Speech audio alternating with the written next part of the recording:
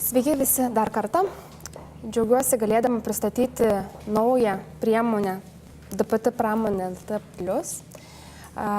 Šita priemonė yra nauja, naujos yra sąlygos, tai tikiu, kad klausimų kils labai daug, nes aprašas neapibrėžia vis tiek visų sąlygų pagal kiekvieną individualų atvejį. Tai kaip Deividas minėjo, aš labai paprašysiu, kad visi klausimus pasižymėtumėt savo, o pabaigoje tos klausimus pateiktumėte ir juos galėtumėte atsakyti. O dabar pristatysiu pačius aprašo reikalavimus ir pratęs dėl aprašo reikalavimų naudos ir kokybės etapo bei pildymo paraiškos klausimų mano kolegė Elena. Priemonės tikslas. Šios priemonės tikslas yra paskatinti tradicinės pramonės transformaciją, diegiant svarbių pramonės inovatyvumui ir visos ekonomikos augimui technologijas, tai didelio poveikio technologijas labai mažų ir vidutinių įmonių gamybos procesuose. Didelio poveikio technologijos dar yra kitaip apibrėžiamos kaip didelio proveržio technologijos. Ir šitas aprašas gimė remiantis komisijos komunikatu 341. Šitas komisijos komunikatas yra nurodomas pačioje aprašo pradžioje. Tai siekiant suvokti apskritai, kokios yra remiamos veiklos ir į ką buvo orientuojamasi su šiomis finansavimo lėšomis, siūlau būtinai paskaityti. Jis nėra didelis, tačiau padedu suvokti patį lėšų tikslingumą, kam yra skirta ir kaip parengti projektus. Tai einant detaliau prie didelio poveikio technologijų sąvokos, apraše yra apibrėžima, kad tai yra technologijos, kai produktas pagaminamas naudojant sudedamąsias dalis, pagrįstas 6 DPT. Tai yra arba nanotechnologijomis, arba mikronanoelektronika, arba pramoninėmis biotechnologijomis, arba pažangiomis medžiagomis, arba fotonika, arba taikant pažangias gamybos sistemas, kaip apibrėžta mano jau minėtame komunikate. Apie kiekvieną iš jų detaliau yra aprašyta taip pat apraše. Apraše yra nurodoma, kas yra nanotechnologijos, kad tai technologija paremta nanodalelėmis. Apibrėžta yra mikronanoelektronika, technologija apimanti miniatiūrinių mikronanometrų ar mažesnio dydžio elektroninių sistemų ar jų komponentų ar mikronano dydžio puslaidininkių prietaisų ar darinių gamybą ir galimą integravimą esamose sistemose. Pramoninė, o dar kitaip yra vadinama baltoji biotechnologija, tai yra tas atvejis, kai pramoniniai produktų gamybai naudojama technologija, kurioje yra naudojami mikroorganizmai, fermentai arba polifermentiniai kompleksai. Pažangios medžiagos yra tada, kai medžiagos pasižymi naujomis inovatyviomis ar nauja vidaus struktūra, naujomis inovatyviomis savybėmis arba nauja vidaus struktūra. Ir tos medžiagos turi būti naujos, iš esmės pagerinančios tradicinės medžiagas arba jas pakeičiančias. Pavyzdžiai kokie galėtų būti. Iš tikrųjų, rinkoje mes susidurime, kad vis yra siūlomi naujos medžiagos produktams gaminti. Kaip pavyzdžiui, kažkada namus statėme iš tik tai plytų, ar ne? Atsiranda vis naujesnės statybų medžiagos, kurios tampa inovatyviomis, naujomis statyboje ir atranda naujas pačių pastatų savybės. Tai pažymėta ir pačiam apraše yra, kad pažangių medžiagų sąvoka jinai gali kisti laikui bėgant. Tam tikras produktas, kuris buvo kažkada kaip inovacija, šiandieną jinai gali būti ne inovacija. Tai pažangios medžiagos apibrėžimas turi būti aktualus šiai dienai, kad pati medžiaga turi būti inovatyvi rinkoje dabar, kad jinai turi suteikti naujas savybės produktui dabar, o ne buvusi nauja, tarkim, prieš 5 metus. Fotonika yra apibrėžiama kaip technologija paremta šviesos generavimo, aptikimu ir valdymu. Ir daugiausia klausimų sulaukianti technologija, kaip ją galima paaiškinti, tai yra pažangios gamybos sistemos. Ir jas visi dokumentai, kuriais siekiama apibrėžti didelio poveikio technologijas, nurodo, kad pažangios gamybos sistemos yra tokia sistema gamybos, kuri apima robotiką, arba apima kitų 5, vienos ar kelių DPT sujungimą į vieną produktą.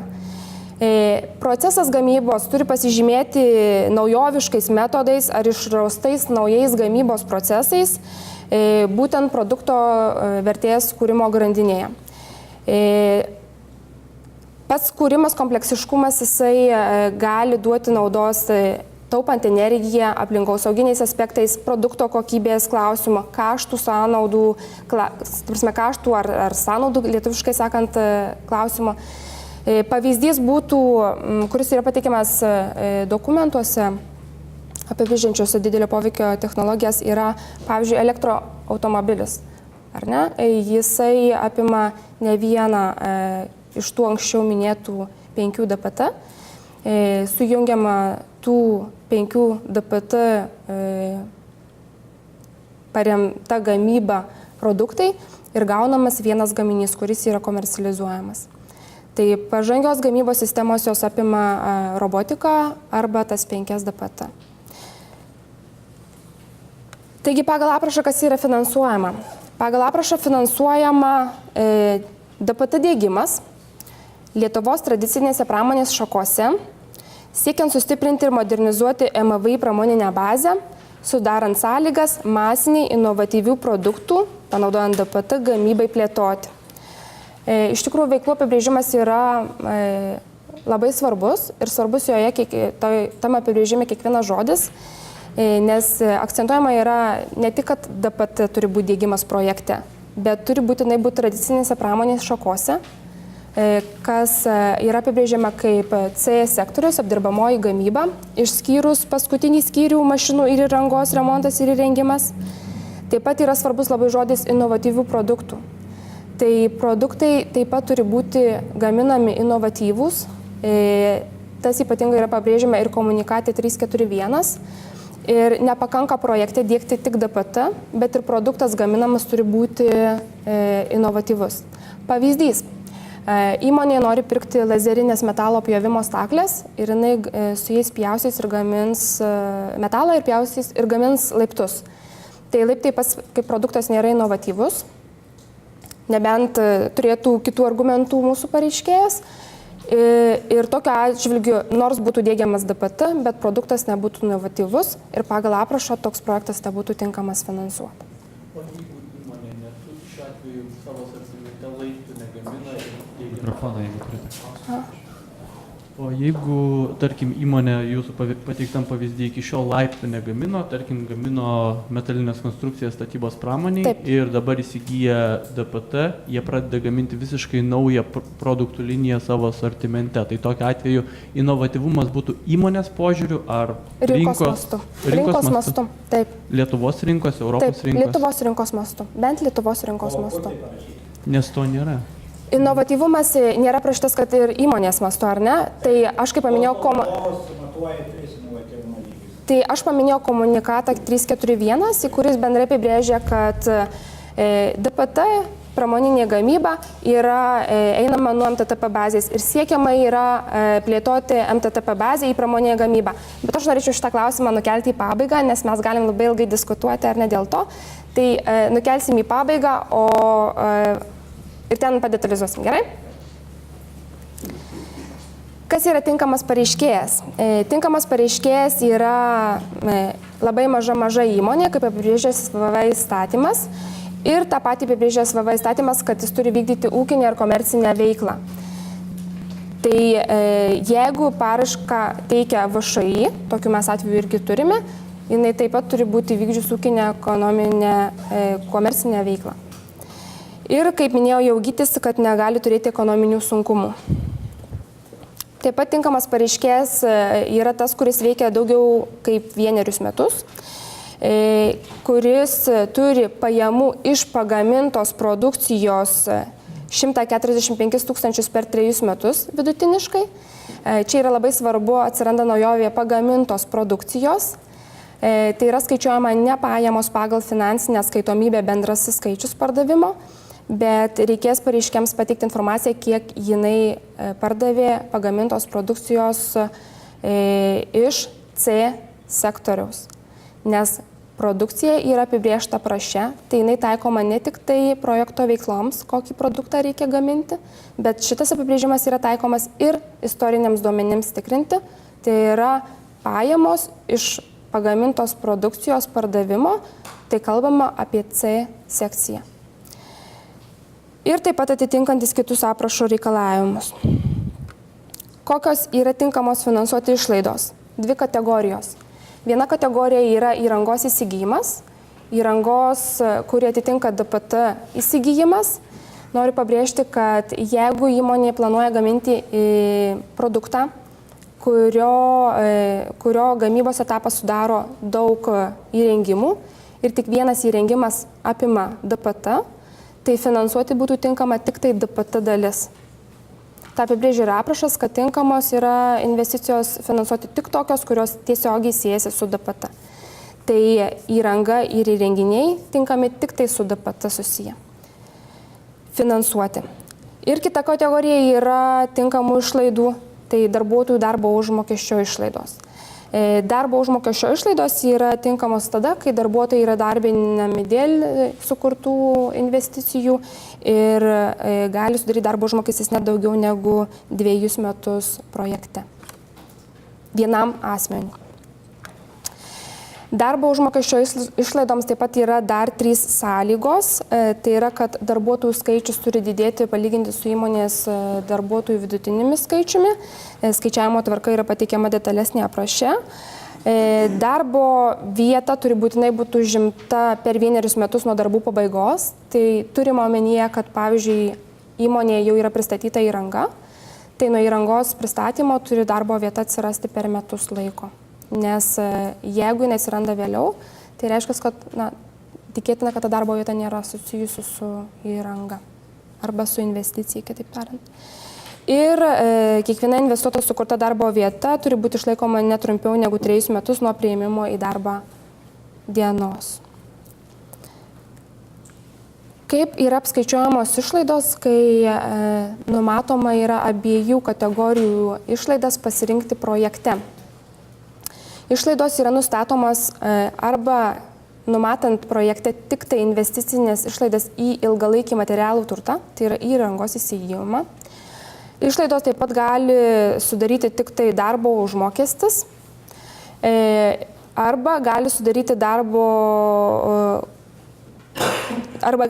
tai išlaidų derinys, gali būti išlaidų derinys, šių 2 išlaidų derinys, bet neviršijant vienos iš tų išlaidų viršutinės ribos.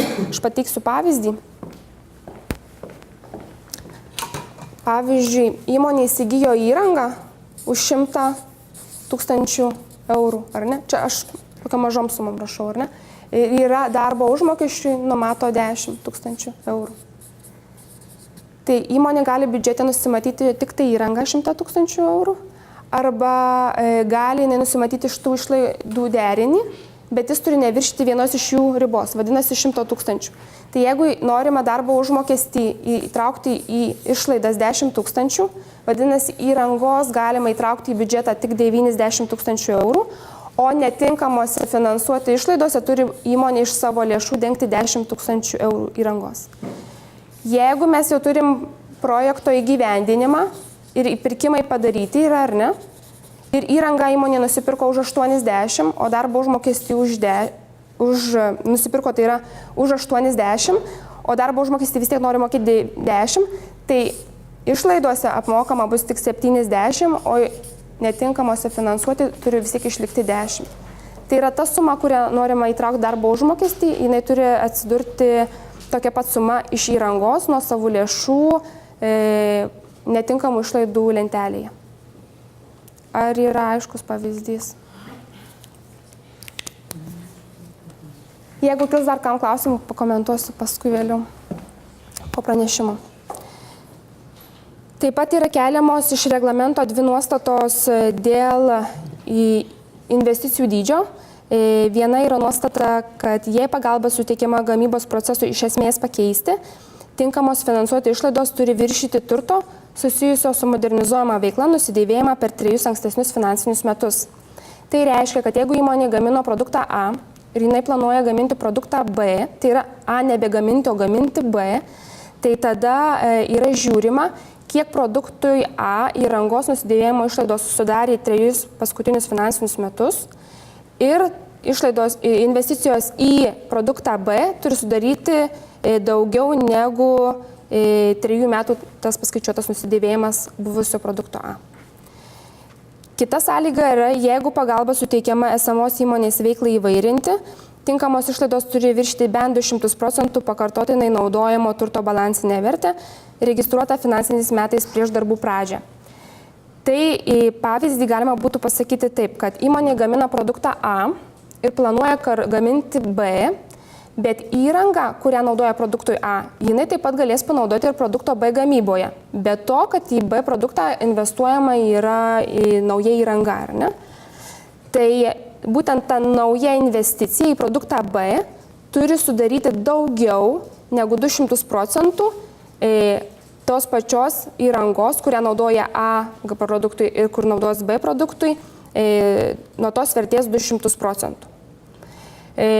Imam balansinę vertę praeitų paskutinių finansinių metų ir jeigu buvo klausimas jau užduotas prieš pranešimą, kad jeigu yra pastatas vienas ir tam pastate stovės ir nauja įranga, ir senoji įranga, ir produktas bus gaminamas A ir B senojoje, o B paskui panaudojama nauja įranga, tai skaičiuojama ne tik tai įranga, jos balansinė vertė senoji, bet taip pat reikia ir pastatą pro ratą įtraukti. Ir nuo tos balansinės vertės įrangos, kuri bus pakartotinai panaudojama, ir pastato dalies pro ratą, reikia skaičiuoti 200%. Tai yra 3 kartus turi viršyti investicijų vertė į produkto gamybą. Įvardijus, kas yra tinkamos finansuoti išlaidos, pereiti norėčiau prie finansavimo dalies, kurią palietė ir Gytis, kad pagal aprašą yra 2 intensyvumai. Vienas yra labai mažoms ir mažoms įmonėms, 45%, ir tai gali sudaryti tokią sumą 45%, tai tiek nuo projekto biudžeto gali būti paskaičiuota parama. Vidutinėms įmonėms taikomas mažesnis intensyvumas 35%. Paramos suma gali sudaryti nuo 100 000 eurų iki 2,9 milijonų eurų. Kvietimo biudžetas yra 17 milijonų eurų. Tai trumpai paskaičiavus, jeigu būtų maksimalūs projektai beveik 3 milijonų su paramos prašymu, tai galima paskaičiuoti, kiek čia projektų tokių galima būtų finansuoti. Be to, kad bus skiriama parama projektui, kitą pusę 55 arba 65% pareiškėjų reikės prisidėti iš nuosavų lėšų. Ir tai, kad jinai turi nuosavų lėšų, jai reikia pagrįsti kartu su paraiška. Tai prie paraiškos įmonė gali nurodyti, ar jinai finansuosis iš savo lėšų. Tokiu atveju turi būti pateikta įmonės finansinė skaitomybė arba pateikimi prognoziniai pinigų srautai, kurie įrodytų realų, pabrėžiu, realų pajėgumą įmonė finansuoti pačiai nuosavą indėlį. Arba kiti finansavimo šaltiniai gali būti nurodyti, tai banko paskola. Šiuo atveju reiktų pateikti galutinį banko sprendimą, ne preliminarų sprendimą, o galutinį. Arba kitų juridinių asmenų paskolos, pateikiant tų įmonių finansinės atskaitomybės dokumentus, siekiant įrodyti, kad tos įmonės, tie juridiniai asmenys gali skolinti ir yra pajėgus paskolinti reikiamą sumą, bei paskolos sutartis.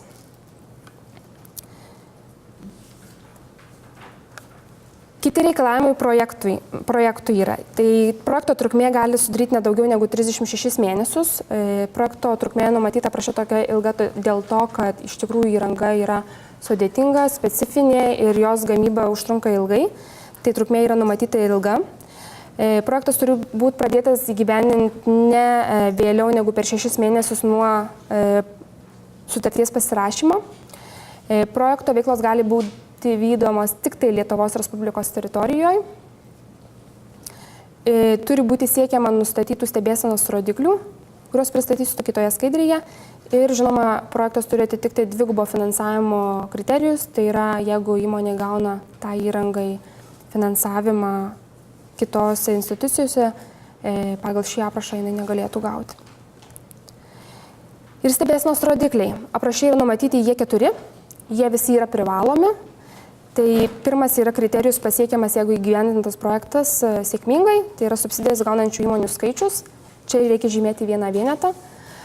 Privačios investicijos atitinkančios viešąją paramą įmonėms yra apskaičiuojamas pareiškėjo indėlis į tinkamas išlaidas, tai yra tas, kas virš intensyvumo, kaip minėjau, ir netinkamas išlaidas.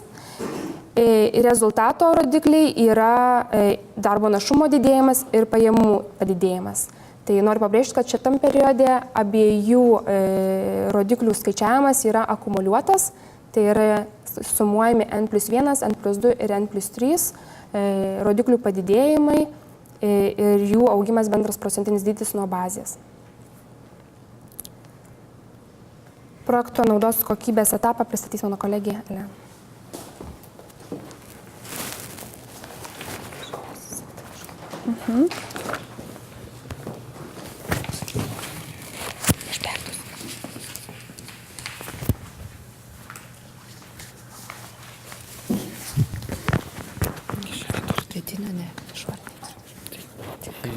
Kevin, įsimesk.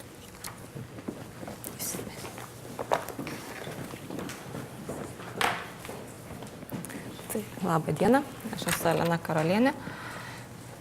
Ir tiesiog pratęsiu pristatymą gal daugiau bendresniais dalykais, techniniais, dėl reikalavimų projektams, paraiškos pildymo ir aprašo 4 priedo pildymo. Taigi, tada, kai yra nustatyta, kad paraiška atitinka visus tinkamų finansuoti reikalavimus, yra pereinama prie projekto naudos ir kokybės vertinimo. Nauda ir kokybė yra vertinima balais pagal aprašo 2 priede pateiktą metodiką. Projektas nefinansuojamas, jeigu naudos ir kokybės vertinimo metu projektui suteikiama mažiau negu 40 balų. Ir projektai bus atrenkami konkurso būdu, tai yra finansuojami surinkusieji daugiausia balų projektai. Trumpai apie kriterijus. Yra 4 naudos ir kokybės vertinimo kriterijai.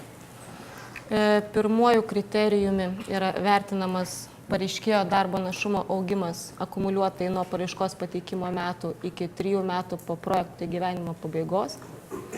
Paraiškos pateikimo metų, kaip žinote, darbo našumas tai yra 2015 metų darbo našumas, faktinis pagal patvirtintą finansinę atskaitomybę. Aukštesnis įvertinimas yra suteikiamas projektams, kurių pareiškėjai turės didesnį darbo našumo augimo potencialą, vertinant darbo našumą. Akumuliuoto augimo formulė yra pateikiama skaidrėje, taip pat yra apraše. Tai kaip Irma ir minėjo, kad tiesiog skaičiuojamas kiekvienų metų darbo našumo skirtumas su baze ir tie skirtumai sudedami. Antrasis naudos ir kokybės vertinimo kriterijus yra būtent privačių investicijų dalis į projekto ilgalaikį materialųjį turtą. Vertinama būtent kiek pareiškėjas įdeda savo indėlio į projekto ilgalaikį turtą procentais.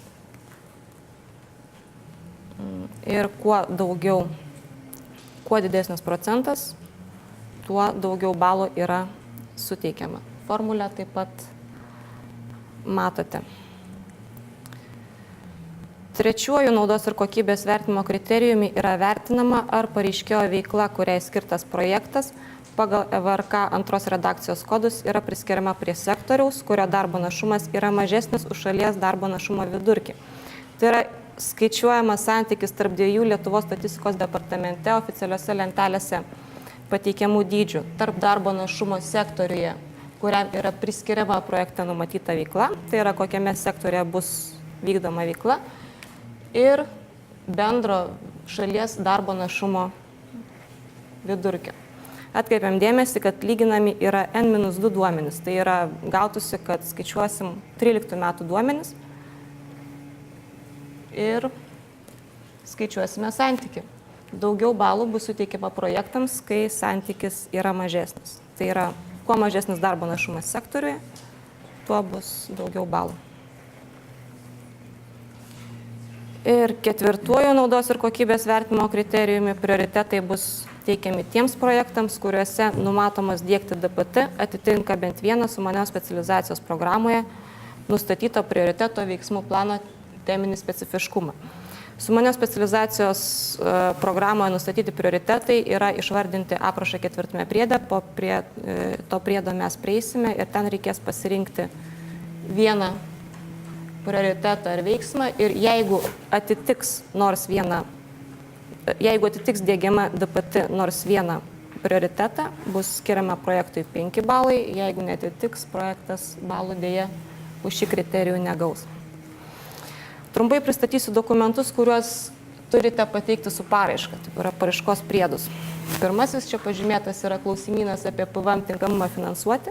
Šį klausimyną turite pateikti tik tais tokiu atveju, jeigu PVM priskiriama prie tinkamų finansuoti išlaidų, tai yra jeigu pagal PVM įstatymą įmonė negali susigrąžinti PVM ir jis yra įtraukiamas į projekto biudžetą. Tada yra būtina pateikti su paraiška nuosavybės ar kitas daiktinės pareiškėjo teises į nekilnojamą turtą, tai yra žemė ir statinius, kuris bus naudojamas projekto įgyvendinimo metu, tiesiog įgyvendinant projektą, patvirtinantis dokumentai. Tai yra, turėsite pateikti nekilnojamo turto registro išrašą, kuriame matytųsi, kad pastatas ar žemė priklauso nuosavybės teise, jeigu pastatas nuomojamas, taip pat tai turės būti registruota registre ir turėtų būti pateikta nuomos sutartis, kuri galiotų netrumpiau negu 3 metai po projekto įgyvendinimo. Taip, kitas privalomas dokumentas yra verslo planas ir jo finansinė dalis. Formos yra pateikiamos prie dokumentų, kuriuos būtina yra pateikti kartu su paraiška. Finansinė dalis yra Excel'yje pildoma, ją irgi prašysime pateikti kartu su elektroninė laikmena. Dar vienas dokumentas, tai yra, jo reikalavimas yra taikomas pagal poreikį priklausomai nuo veiklos pobūdžio, tai yra aplinkos apsaugos agentūros sprendimas dėl veiklos leistinumo arba tos agentūros sprendimas ar atrankos išvada, kad projekto poveikio aplinkai vertinimas yra neprivalomas. Kaip ir minėjo Irma, būtina pateikti finansavimo šaltinius pagrindžiančius dokumentus, tai ar banko paskolą, ar sutartį dėl paskolos teikimo ir kitus. Taip pat privalo būti pateikta smulkaus ir vidutinio verslo subjekto statuso deklaracija, jos forma irgi yra paskelbta kartu su pildymo instrukcija. Taip pat, jeigu pareiškėjas planuoja gamybinių patalpų, kuriuose bus įgyvendinamos projekto veiklos statyba arba rekonstrukcija, kartu su paraiška turi būti pateikta techninio projekto bendroji dalis ir statybos leidimas. Žinoma, mano minėtas jau aprašo 4 priedas, kurį, kaip sakiau, vėliau parodysiu, ir dokumentai pagrindžiantis projekto biudžeto pagrįstumą. Projekto biudžeto pagrįstumui prašysime pateikti komercinius pasiūlymus arba nuorodas į rinkos kainas internete.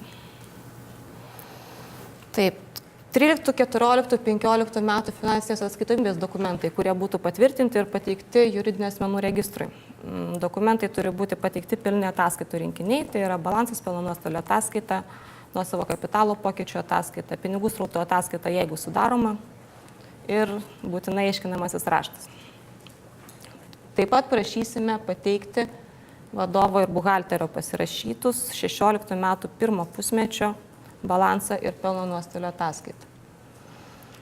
Ir paskutinis dokumentas čia paminėtas yra irgi įstaikomas tik tais atvejais, kai pareiškėjo vykdoma veikla turi turėti tam tikrus leidimus ar licenzijas, tai yra būtent, kad būtų pateikti dokumentai, pagrindžiantis pareiškėjo teisinį pagrindą užsiimti tą veiklą, kuriai vykdyti yra skirtas projektas.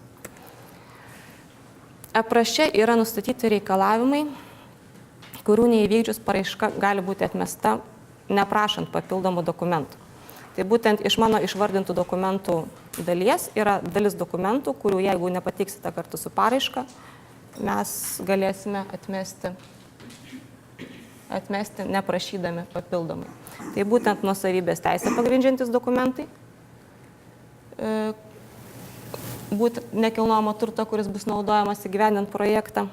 Tarp kitko, čia yra dar papildomas sakinys, kurio anksčiau nebuvo įrašyta, tai yra, kad turto naudojimo paskirtis turi atitikti pagal projektą įgyvendinamą veiklą. Tai tiesiog nekilnojamo turto registro išraše bus nurodyta paskirtis ir ji turėtų atitikti, kad gamyba negalėtų būti vykdoma žemės ūkio paskirties pastate ar kažkas tokio sandėliuose ir panašiai. Taip, jeigu nepateiktas verslo planas ir jo finansinė dalis, bus netikimas šiam reikalavimui. Taip pat, jeigu yra reikalingas aplinkos apsaugos agentūros sprendimas dėl veiklos leistinumo ar išvada dėl to, kad PAP nereikalingas, jeigu nepateikta kartu su paraiška, kadangi šitie dokumentai yra užtrunka, kol juos reikia gauti, todėl pareiškėjas turi būti pasiruošęs jau teikiant paraišką ir juos turėti. Ir jeigu planuojama vykdyti statybą ar rekonstrukciją, tai techninį projektą pareiškėjas irgi jau turi turėti ir mums pateikti bendrąją dalį ir statybos leidimą. Nepateikus šių dokumentų, paraiška gali būti atmesta iš karto. Ir ką, irgi viena iš svarbesnių informacijų tai yra, iki kada turi būti pateiktos paraiškos. Paraiškos turi būti atsiųstos paštu arba pristatytos LVP. Jeigu paraiška siunčiama registruota pašto siunta, paraiška turi būti įteikta pašto paslaugų teikėjui ne vėliau kaip 16 metų rugpjūčio 1 dieną iki 24 valandos. Paprastai būna spaudas dienos, jeigu mes matom, kad ta diena atiduota, viskas tvarkoja. Jeigu paraiška nesiunčiama paštu, o yra atvežama asmeniškai LVP, tai iki rugpjūčio 1 dienos 16 valandos raštinę paraiškas užregistruos. Tai tiek iš aprašo. Dabar dar trumpai norėsiu prabėgti paraiškos pildymo formą. Paraišką pildyti yra pakankamai patogu, nes prie visų langelių, kuriuos reikia užpildyti, yra klaustukai, ant kurių atsistojus yra pateikiama pakankamai detali informacija, kur galite pasižiūrėti ir ką konkrečiai užpildyti, todėl trumpai. Paraiškos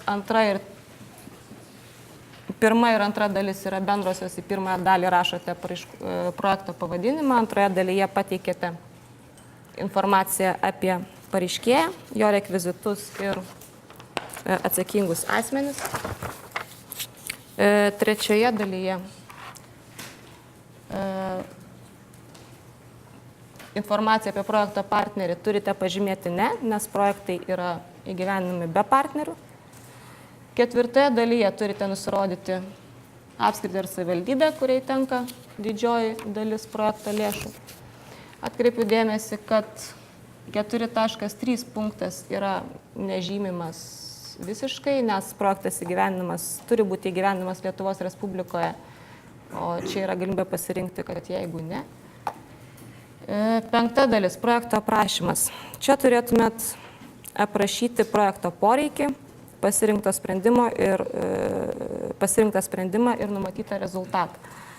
Čia trumpai dar paminėjau, kad trumpai aprašyti problemą, sprendimo būdą, siekiamus rezultatus. Informaciją prašysime pateikti glaustai aiškiai, be didelių įžangų, nurodyti, kuo projektas naudingas, inovatyvus ir tiek. Čia tikrai smarkiai išsiplėsti nereikia. 5.2 dalis dar labiau sutrumpinta, pateikiama tik tais veikla, rezultatai, nes tai bus paskelbta internete viešai. 5.3 punkte turite nurodyti, kaip planuojate įgyvendinti projektą, tai yra kokiais žmogiškaisiais ištekliais, tai yra projekto valdymo aprašymas, ar paskirsite darbuotojus iš projekto vadovą ir finansininką iš savų žmonių, ar pasitelksite konsultantų paslaugas. Ir 5.4 dalyje turite įsivertinti projekto rizikas, jas detalizuoti ir aprašyti, kaip tas rizikas planuojate valdyti. Yra pateikiamas sąrašiukas, iš kurio galite išsirinkti savo aktualias labiausiai tikėtinas. Čia tiesiog kaip pavyzdys buvo pasirinkta pora. Ir 5.5 dalyje turite aprašyti projekto testinumą, kai bus naudojami projekto rezultatai po projekto pabaigos. 6 dalis. Projekto loginis pagrindimas. Turite nusirodyti tikslą, projekto uždavinį, rekomenduojame nusirodyti po vieną. Ir tada nusirodyti veiklas uždavinių ir tikslui pasiekti. Čia irgi trumpas veiklos pavyzdys, kad įrangos atitinkančios DPT įsigijimas. Irgi veiklą trumpai aprašyti, kas bus daroma. Ir prie kiekvienos veiklos reikia nusirodyti fizinius rodiklius, tai yra kiekybinį veiklos rezultatą. Tai čia kaip iš tos nurodytos veiklos, kad veiklos įrangos įsigijimas būtų rodiklis įsigyta technologinė įranga. Komplektas, vienas vienetas ir nurodyti biudžeto išlaidų kategoriją. Kaip žinote, yra šioje priemonėje finansuojamos tik 2 išlaidų kategorijos, tai yra 4 įranga, įrenginiai ir kitas turtas ir 5 projekto vykdymas, kur būtų nurodomas darbo užmokestis. Darbo užmokesčio veiklos pavyzdžio čia neįdėjau, iš tikrųjų mes dar šiek tiek papildysime šitą paraiškos formą įdėdami daugiau informacijos, pildant, kad būtų lengviau. Tai jeigu veikla būtų įdarbinti darbuotojus, tai rodiklis būtų įdarbinti dirbantys su DPT darbuotojai skaičius ir 5 biudžeto išlaidų kategorija. 6.1 paraiškos dalis susiformuoja automatiškai. Ir 7 dalis yra projekto biudžetas. Čia vėlgi visa informacija, tai yra rezultatų, veiklos rodikliai, jų matavimo vienetai, skaičiai persikelia iš 6 dalies. Čia jums reikėtų įrašyti tik tais tinkamų finansuoti išlaidų sumą, kurią planuojate skirti būtent kiekvienam veiklos rodiklio pasiekimui. Ir prie išlaidų pagrindimo labai prašytume nurodyti konkrečius komercinius pasiūlymus, kurie pateikti kartu su paraiška ir pagrindžiančius būtent šitos sumos pasirinkimą. Atkreiptinas dėmesys, kad paraiškos formoje yra galimybė įrašyti informavimą apie projektą ir netiesioginių išlaidas, bet šios išlaidas yra netinkamos pagal priemonę, todėl čia palikite nulius. 7.1 projekto biudžeto santrauka, vėlgi jis susiformuoja visiškai automatiškai. 8 dalis, projekto gyvenimo grafikas. Nurodote projekto gyvenimo trukmę, neilgiau negu 36 mėnesiai ir nurodote, kiek kiekviena veikla truks, tai yra jos pradžios ir pabaigos mėnesius nuo sutarties pasirašymo. Veiklos laikotarpio pagrindime aprašote, kodėl būtent tokia veiklos trukmė yra planuojama. 9 paraiškos dalyje turite nurodyti, ar pradėtos pirkimų procedūros iki paraiškos pateikimo, ar nepradėtos. 10 dalyje informacija apie projekto pajamas žymimas 10.4 punktas netaikoma, nes šitai priemoniai pajamų skaičiavimas nėra reikalaujamas. 11 dalis. Projekto tinkamų finansuoti išlaidų finansavimo šaltiniai. Būtent čia į pirmąją eilutę įrašote sumą, kurią prašote finansuoti, pritaikant jūsų įmoniai konkrečiai galima skirti finansavimo intensyvumą priklausomai nuo įmonės statuso. Čia pavyzdį paimti 45%. Ir nurodote pareiškėjo savo privačių lėšų dalį įtinkamas finansuoti išlaidas. Jeigu skiriate nuosavas lėšas, nurodote prie pareiškėjo lėšų, tai yra 2.1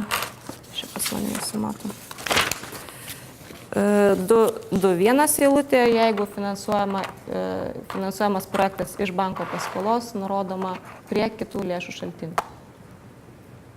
12 dalis, tinkamo finansuoti netitinkančių išlaidų lentelė. Čia turi būti nurodomos netinkamos finansuoti išlaidos, kurios yra būtinos projekto įgyvendinimui. atkreiptinas dėmesys, kad PVM į šitas išlaidas netraukiamas, ne taip, kaip buvo ankstesnėme periode.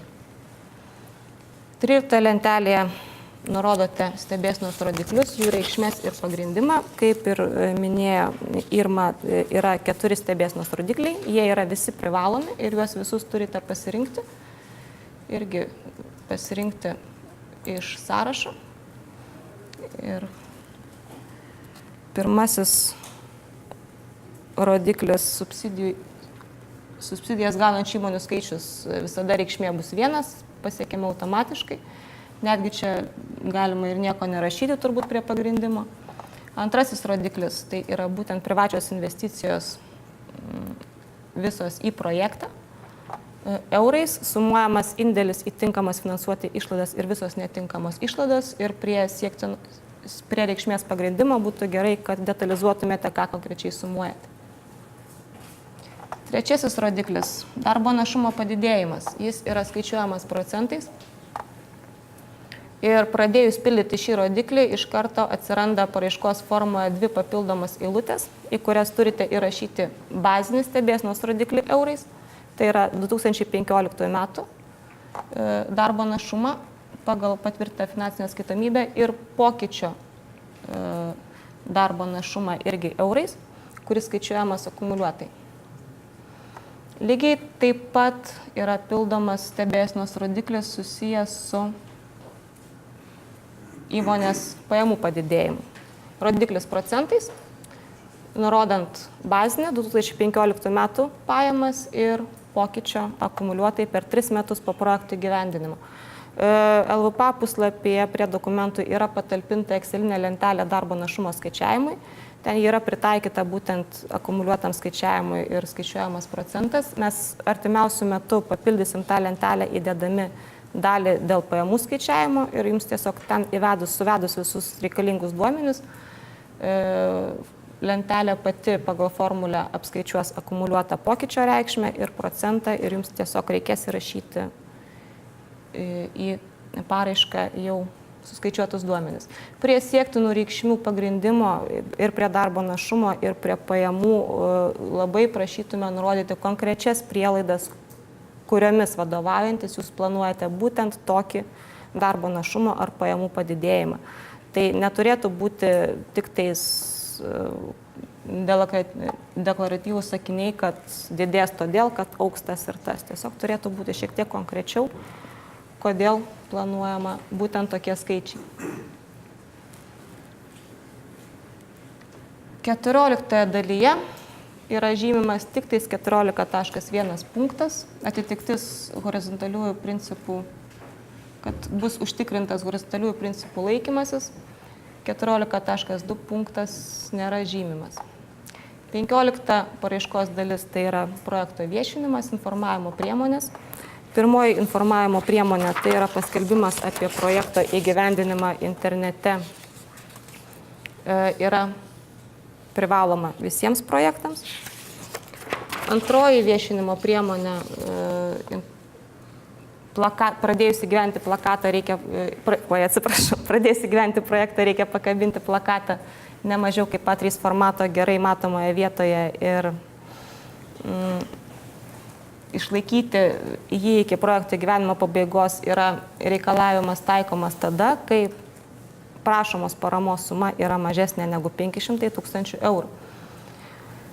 Tai yra, kai būtų netaikoma 3 ir 4, čia šiuo atveju konkrečiai 4 informavimo priemonė. Jeigu paramos suma viršė 500 000 eurų, tada turite pasirinkti 4 informavimo priemonę, tai yra po projekto pabaigos pakabinti nuolatinę informacinę lentelę arba pastatyti nuolatinį informacinį stendą, kuriame būtų pateikta informacija apie įgyvendintą projektą ir fondą, iš kurio projektas buvo finansuotas. Kita dalis – paraiškos priedų sąrašas.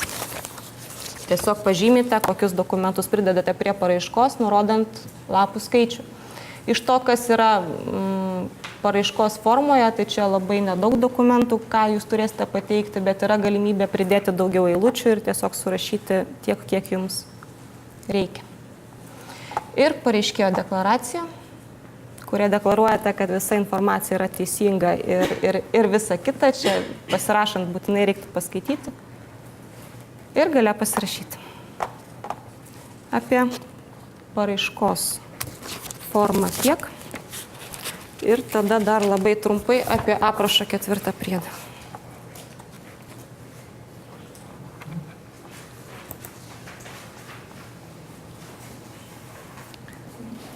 Aprašo 4 priede yra pateikiama informacija reikalinga projekto atitikčiai, projekto atrankos kriterijams vertinti. Pirmoje dalyje yra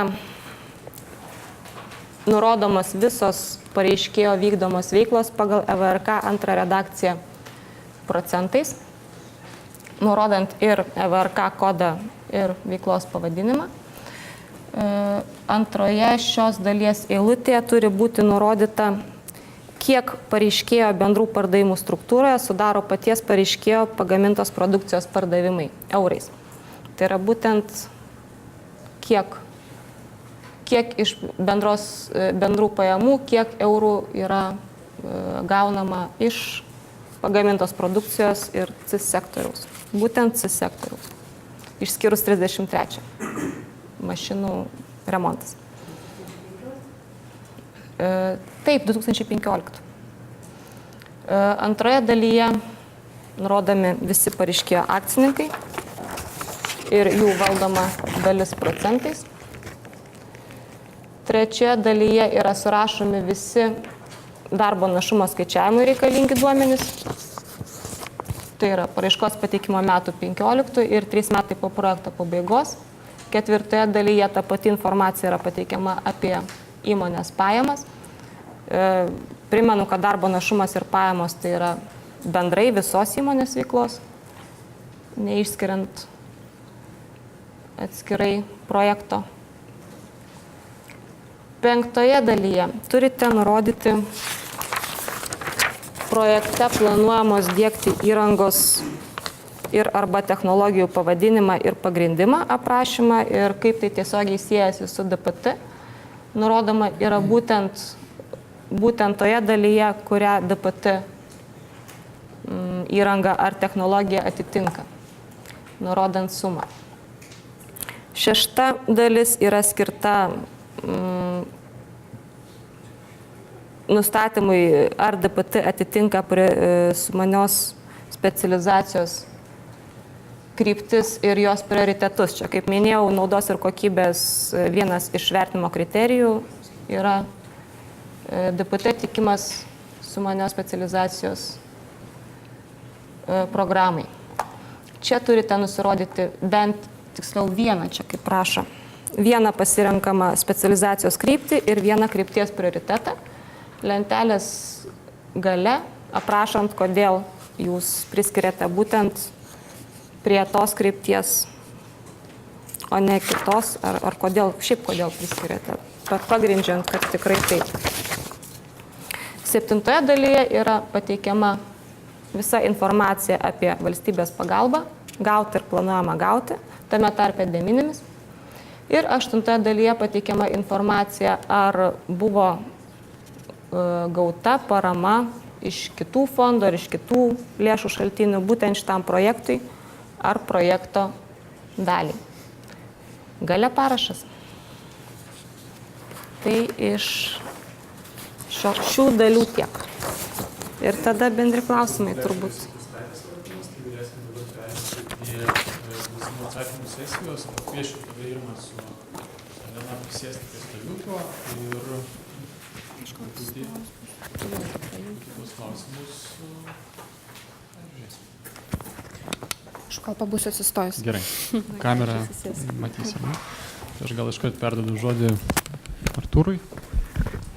Taip, sveiki, turiu 3 klausimėlius. Pirmas klausimas, jūs ne vieną kartą pakartojot, kad robotika arba kitos 5. Tai klausimas, ar vien tik robotika iš tikrųjų tinka, neliečiant kitų 5, nes Key Enabling Technologies aprašyme ten nėra to. Kitas klausimas, kas yra sektorius, kuriai įmonė yra priskiriama ir duodami balai už darbo našumą tenais. Ir trečias dėl reikalavimo, kad produktai būtų kuriami Lietuvos rinkos, nauji Lietuvos rinkai, nes kaip pavyzdys, jeigu įmonė gamina ir 100% eksportuoja, tai prie ko čia Lietuvos rinka? Tai klausimas, yra 3 klausimai. Pirmas klausimas dėl robotikos, ar ne? Tai pati, aš nematau, Artūro, tai labai sunku kalbėti. Yra robotika, ar ne, jinai pati savaime dažniausiai turi mikroelektronikos elementų.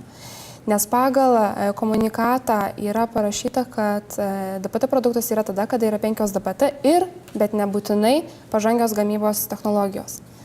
Tai robotika, jinai savaime apima vieną iš DPT, todėl ir yra pažangios gamybos sistemos apibrėžtos kaip robotika ir kitos 5 DPT. Kitas dėl naudos kokybės yra vertinamas įmonės sektorius, kuriam skirtas projektas ir kuriame jinai dirbo. Tais atvejais, kai sutampa. Sektorius, išvardinkit. C sekcija. Sektorius yra apibrėžtas tradicinės pramonės kitaip šakos. Sakys. Yra VRK. Taip. Taip. Taip. Kuriam sektoriui yra priskiriami. VRK antram žodžio sektorius nėra. Yra skyriai ir klasės, ar ne? Tai žiūrėtume C sekciją, apdirbamoji gamyba žiūrėtume. Tai kad sekcija sutampa su sektorium, tai yra oficialus atsakymas?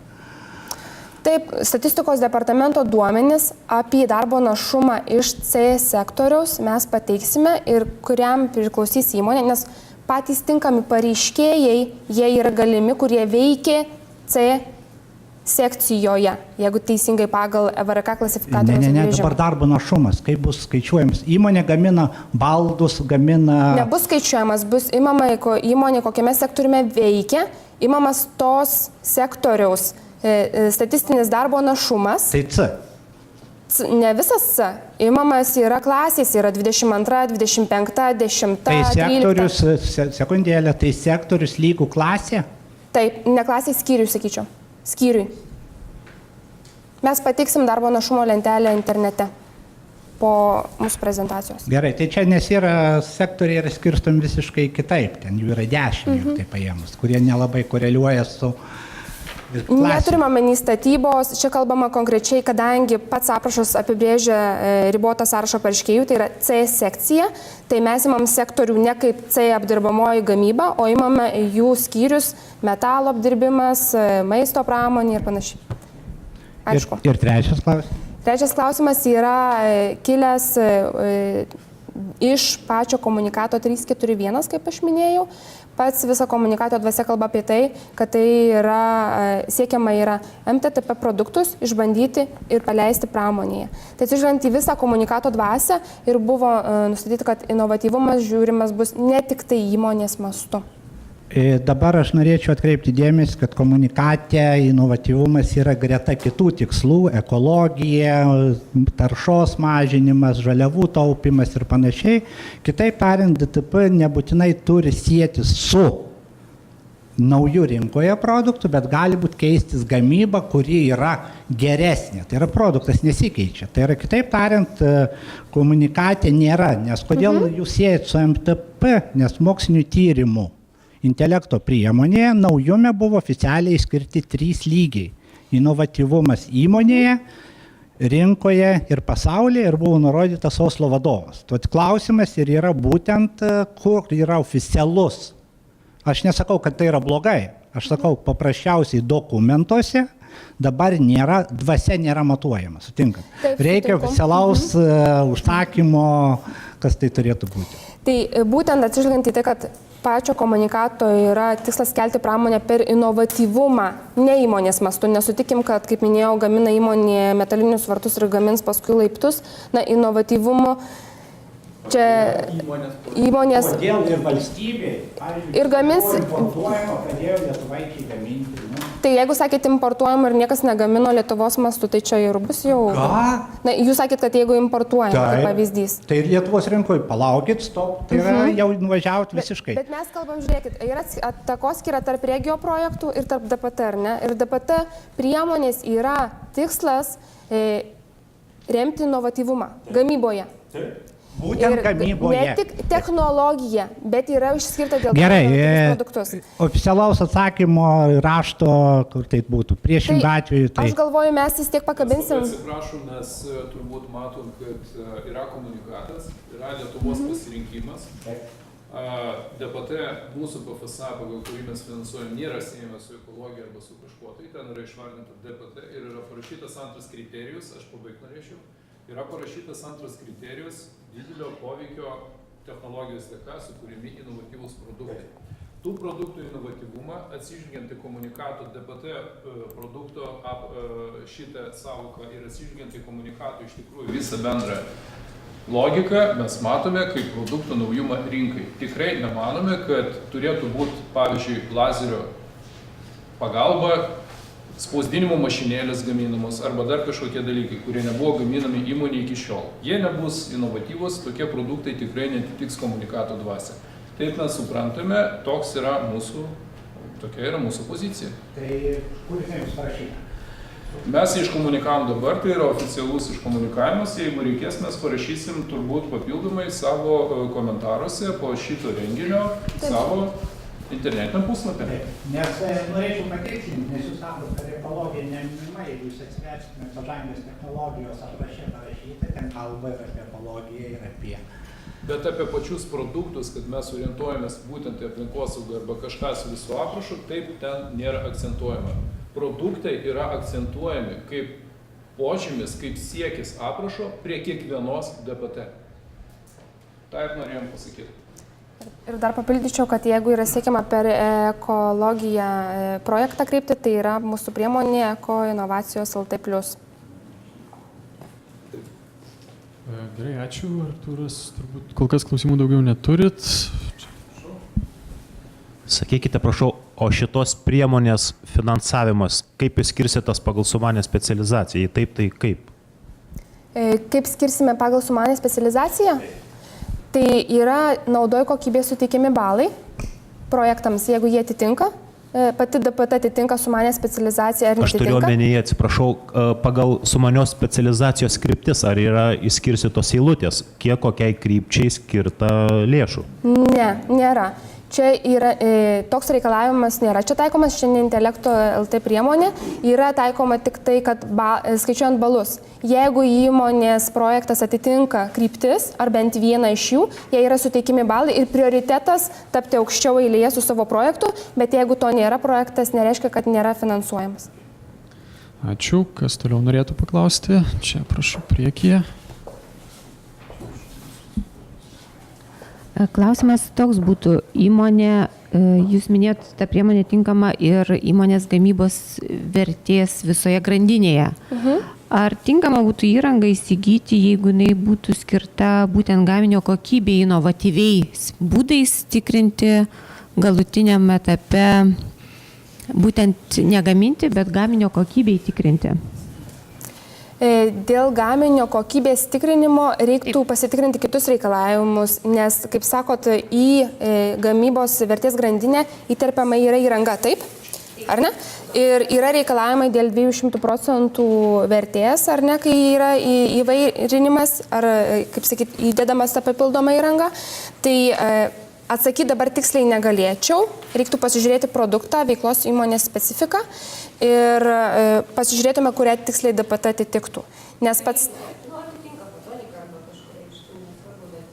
Turbūt pagrindinis klausimas čia būtų ne tai, ar jūs lazerių tikslumą išmatuojat, bet ir pats produktas, ar yra inovatyvumo požymis. Jeigu tai yra egzistuojančių produktų, kuris ir šiandien yra, tarkim, tam tikrų tikslumo savybių pagerinimas, jeigu fotonika arba lazerių yra išmatuojami ten dydžiai, tūriai, tokie kažkokie rodikliai, tai turbūt pats produktas neturės inovatyvumo požymį. Jis turės galbūt kažkiek tikslesnės savybės arba atranka produkcija, ta prasme, gamybos proceso pabaigoje bus atranka tikslesnė. Bet pats produktas nebus inovatyvus. Bet jeigu tuo pačiu produkto inovatyvumo požymį yra, tai tada galbūt tai yra svarstytina. Ir antrą klausimą turiu. Sakykime, įmonė pirkdavo tam tikras dalis savo produkcijai gaminti ir nusprendė pati tą gaminio detalės gamintis pas save ir įsigyti tą įrangą ir gamintis įmonės mastu, jau tai būtų inovatyvi detalė. Tai jūs atsakėt kaip tik į klausimą, jeigu įmonės mastu tai būtų inovatyvi detalė, tai tas netiktų. Žiūrėtume inovatyvumą mastu platesniu ratų rinkos, ar ne? Vienas momentas. Antras dalykas, žiūrėtume patį produkto pakeičiamumą dėl įrangos tinkamumo, ar atitinka tas visas 5 DPT. Tai berods jūsų dar klausimas ir buvo užduotas, kiek pamenu, prieš mūsų seminarą, ar ne? Mes jį atsakėm taip, kad būtų netinkama finansuoti. Ačiū. Dar norėčiau šiek tiek pasitikslinti, buvo tarp DPT paminėta pažangi medžiaga. Taip. Ar galėtumėt, prašau, truputėlį pakomentuoti, nes tas apibrėžimas yra kiek toksai, kad pažangi ir šiam laikui, būtent kaip tai matuojama ir ar ši pažangi medžiaga turi būti būtinai tik žaliavoje, ar gali būti gamybinėse pajėgumuose kažkokia įdiegtoji technologija, nežinau, naudojama kažkokia nauja keramika pečiuje ar kažkas tai, kaip pavyzdys tikrai. Turėtų būti naudojama produkto. Iš karto atsakau į antrą klausimą, kad produkto gamyboje turi būti naudojamos pažangios medžiagos, ne technologija. Technologija turi atitikti 5 DPT, o jeigu kalbam apie medžiagų pažangumą, tai būtent produkto gamyboje, ne technologijoje turi būti naujos medžiagos naudojimas. Kitas dalykas dėl medžiagos pažangumo, kaip pavyzdžiai gali būti, pavyzdžiui, įmonės produkte nori naudoti nano dalelėmis paremtą medžiagą, kuri yra inovatyvi tos pačios rinkos mastu Lietuvoje. Ir tokia medžiaga, tokiame produktu iki šiol yra labai retai arba iš vis nebuvo naudojama Lietuvoje tokio tipo produkto gamyboje. Tai yra vienos medžiagos tradicinės yra pakeičiamos visiškai inovatyviomis, naujomis, pažangiomis medžiagomis. Tai pavyzdžiui, buvo naudojamas, tarkim, stiklo pluoštas, o paskui naudojamas nano dalelių, tarkim, medžiagos kažkokios. Vienas momentas, kitas pavyzdys galėtų būti, tarkim, mūsų kažkada buvo atrastas termoplastikas, ar ne? Kur jo panaudojimo galimybės taiga išsiplėtė ir buvo pradėti naudoti įvairiuose produktuose. Tai pati medžiaga turi būti labai inovatyvi ir pažangi rinkos mastu ir turi įmonėje pagrysti, kad tai nėra tradicinė medžiaga, o kad jinai yra naudojama naujai to produkto gamyba. Tai turime omeny, kad ne produktas gaunasi pats inovatyvus savaime kaip produktas, bet jis inovatyvus tampa dėl savo naujų naudojamų medžiagų gamyboje. Tikiuosi atsakiau. Ačiū. Prašom čia. O gali būti finansuojama įranga, kuria būtų gaminama pažangi medžiaga? Taip. Tokiu atveju būtų ta pažangi medžiaga, jinai kaip inovatyvus produktas gautųsi. Čia reiktų pasižiūrėti inovatyvumo tą kriterijų. Bet jeigu kiti jau gamina ją. Reikia žiūrėti, kas tie kiti gamina, tai įmonė aprašo 4 priede ir turės pagrysti atitikimą visoms 5 DPT įrangos pažangumą. O dėl produkto inovatyvumo tą turės įmonė prašyti verslo plane. O medžiagos pažangumas, jisai Lietuvos mastu ar kokiu mastu turėtų būti? Tai taip, Lietuvos mastu taip, bent Lietuvos mastu. Ir medžiagos pažangumas, jisai yra apibrėžtas ir pačiam apraše. Dabar jums tai nerodys, bet aš prisiminimai. Gerai, tai jūs pasakysiu. Taip, tai yra parašyta, kad turi medžiaga pasižymėti naujomis inovatyviomis savybėmis ir nauja vidaus struktūra. Kadangi daugiausia klausimų yra dėl DPT pačių technologijų ir dėl produkto inovatyvumo, mes labai raginam aprašyti konkrečius atvejus būtent technologinio proceso, įrangos planuojamos įsigyti ir pačios technologijos tą patį aprašymą pateikti mūsų komunikacijai ir patį produktą aprašyti. Tai mes galėtume iki paraiškų pateikimo išnagrinėti atvejus, jeigu leistų galimybės, ar yra technologija atitinkanti 5 DPT ir tą 6 ar ne, ir ar pats produktas yra inovatyvus. Nes turint informaciją apie įmonės veiklos specifiką, turint informaciją apie patį gamybos procesą ir turint informaciją, koks produktas, yra mums galimybė išanalizuoti dabar, galbūt net jau pasitelkiant ekspertus. Ir įmonės taupytų laiko teikdama arba neteikdama paraiškos. Tada dar toks paprastas techninis klausimas dėl to 100 000 minimalios prašomos sumos. Jeigu teikiant paraišką mes pagrindžiam komerciniais pasiūlymais, kad ten, tarkim, vidutiniai įmoniai turėtų būti bendras projektas siek 285 000. Jeigu mes komerciniais taip pagrindžiam ir gaunam finansavimą, o kai po to atliekam pirkimo procedūras ir gaunam, kad įranga nusiperkama mažiau nei už 285 000 ir mūsų prašoma faktiškai suma gaunasi mažesnė, kaip tokiu atveju bus vertinama? Tokiu atveju, jeigu dėl rinkos judėjimo kaina sumažėja, projektas ir projektą nusiperkama įranga yra už mažesnę kainą, dėl ko mažėja, kaip sakyt, minimali paramos suma tampa mažiau ribos, projektas užbaigiamas su tokia verte. Toliau dėl pačios įrangos, ar gali būti įsigijama ne kažkokios serijinės gamybos įranga, bet unikalios, pavyzdžiui, pagal įmonės užsakymą, jie parašo specifikaciją ir mums reikia tokios įrangos. Taip. Įranga, kuria perkama, neturi būtinai būti masinės gamybos. Dažniausiai specifika ir yra būtent apie DPT projektus kalbant, kad įranga, kaip jau minėjau, yra užsakoma individualiai pagal įmonės poreikius, jinai yra gaminama ilgai, nes mes turime omeny, kad dažniausiu atveju yra gaminami jau masiškai MTTP produktai. Toliau dėl tų finansinės atskaitomybės dokumentų, kad už paskutinius 3 metus reikia teikti. Jeigu, tarkim, įmonė 2013 gruodžio pabaigoje įsikūrė ir pateikė finansinę atsakomybę tuos dokumentus, bet faktiškai pajamų negavo. Tai kaip tokiu atveju, ar už visus 3 metus, tai yra 13, 14, 15 būtų skaičiuojama, ar tik? Taip, už 3 metus. Kriterijus yra vienodas visiems. Pajamų negavo 13. Taip. Kol kas. Ačiū.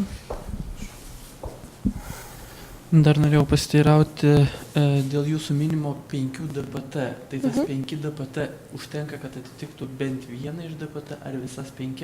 Bent vieną. Ai, nes bent kažkuria iš šitų. Supratau, dabar dar klausimas, jeigu įmonė šiai dienai vykdė kitą gamybinę veiklą, iš jos generavo pajamas, kaip ir tenkina tą kriterijų, dėl gaunam pajamų, bet būtent ta įranga, kuri bus perkama, tai jinai gamins tą produkciją, kurios iki šiol įmonė negamino ir nepardavinėjo. Tai ar šiuo atveju nėra reikalavimo, kad su ta įranga būtų gaminama kažkiek inovatyvesnis produktas, turintis inovatyvumo požiūrį, bet iš tos pačios srities, kaip ir anksčiau, kad buvo gaminami? Nėra tokio reikalavimo. Ačiū.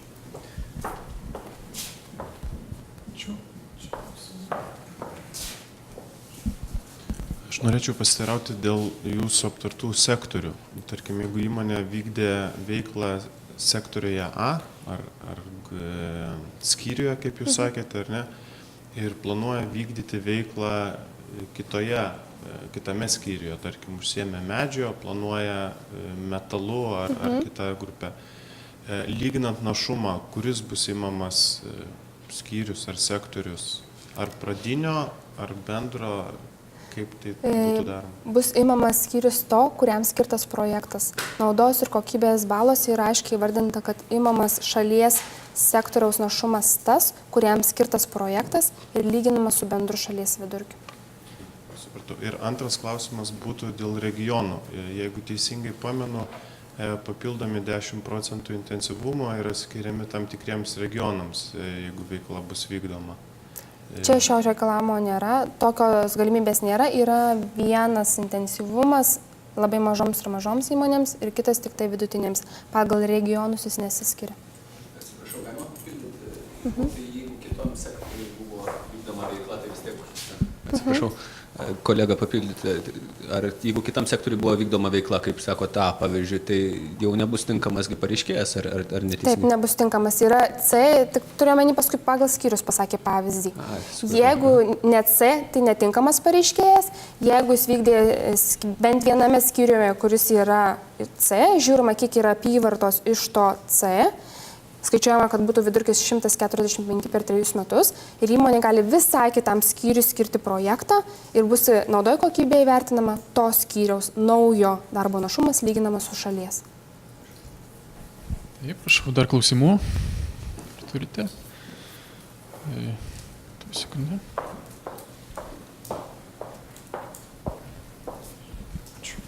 Tiesiog dėl netinkamų išlaidų, sakykime, pripažinimo į projektą kaip privačių investicijų, ar ne? Jeigu įmonė vykdo pastatos, planuoja vykdyti pastato statybas, ar tos statybos bus įtrauktos į privačių investicijų tą dalį? Taip. Išlaidos į statybą yra netinkamos finansuoti, bet jos turi būti įtrauktos į netinkamų išlaidų lentelę paraiškoje ir taip pat įtrauktos į pritrauktą privačių investicijų rodiklį. Vertinant naudos kokybės balus, bus įvertinta statybų išlaidos taip pat suma ir už tai balai bus teikiami. Tais atvejais, jeigu įmonė atsisakys, tarkim, eigoje statyti projekto ir nuspręs nuomoti, bus vertinamas pritraukti privačių investicijų rodiklis ir, kaip žinote, galima yra korekcija dėl to. Jeigu pakeitimas neturės balams įtakoms, tai bus vertinama ar tada sumažinti iki 20%, o jeigu turės įtakos balams, tai gali būti ir visam projektui naikintas finansavimas dėl to, kad tai turėjo įtakos konkursiniai eiliai. Atitinkamai klausimas, jeigu tam tikra įrangos dalis nepapuola į DPT, ar kiti elementai būtų prie tų pačių privačių investicijų priskirti? Taip. Būtų. Taip. Ačiū. Ačiū. Ar dar būtų klausimų salėje? Tada dar keletas klausimų buvo internete. Aš juos perskaitysiu ir tada Irma sakysi. Pirmas klausimas. Pagal priemonę remiama DPT skirtos masiniai inovatyvių produktų gamybai. Prašoma pakomentuoti, koks turėtų būti inovatyvumo lygis produktų įmonės, ar rinkos, ar pasaulio mastu. Kokia metodika agentūra vertins inovatyvumą? Tai mes jau apkalbėjom šitą klausimą inovatyvumą, tai manau, kad nesikartojame. Tvarkoj. Antras klausimas iš formalios dalies, kiek komercinių pasiūlymų reikia pateikti biudžeto pagrįstumui? Mums pakanka pateikti vieną komercinį pasiūlymą. Tais atvejais, jeigu kiltų mums klausimų dėl rinkos kainos, agentūra gali paprašyti kelių komercinių pasiūlymų. Ir paskutinis klausimas, gal galite pateikti pavyzdį gamybos proceso esminio pakeitimo inovatyvaus produkto gamybai? Esminis pakeitimas yra iš to reikalavimo, kurį skaičiau prie tinkamų išlaidų ribojimų, ar ne? Tai esminis pakeitimas yra tada, kada iš vieno produkto pereinama prie kito produkto gamybos. Tai yra iš esmės skiriasi savybės to produkto. Čia taip apibrėžia reglamentas.